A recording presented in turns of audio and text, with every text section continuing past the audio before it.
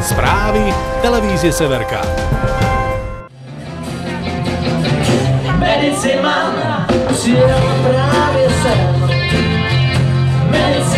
Revival Band je kapela, ktorá hrá naživo najväčšie hity veľkej osobnosti a nezabudnutelnej legendy českej country Michala Tučného.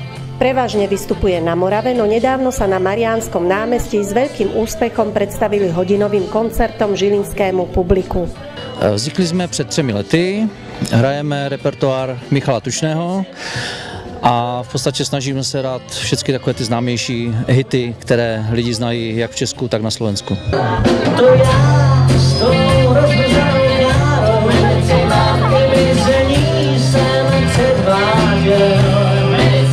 Tak kapela v podstatě vychází z takových mých předchozích projektů, které jsem měl v country muzice, takže jsou to vlastně takový ten top výběr muzikantů, se kterými už jsem věděl, do čeho jdu a kteří v podstatě řekli na první dobrou, že chtějí spolupracovat a že chtějí do toho jít. Hrajeme v obsazení mém, to znamená, já dělám solový zpěv, máme tam housle, dneska tady je záskok, protože máme houslistku Zuzku Kovářovou Needle, která dneska nemohla, tak máme záskok výborného houslistu Luboš Sedlák, který hrával kdysi v kapele Terč a v kapele Tyrky, to jsou známé kapely, které jezdí hrát i do zahraničí.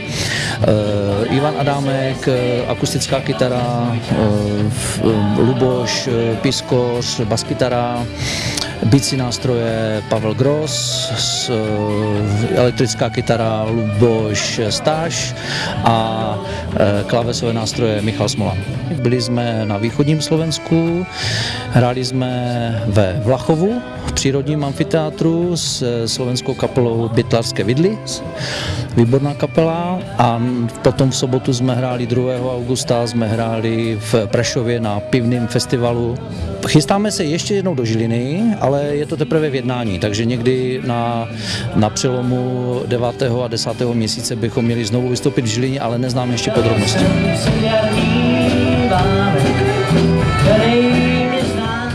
Všechny vás zdravím, diváky televize Severka, za kapelu Michal Tučný Revival Band.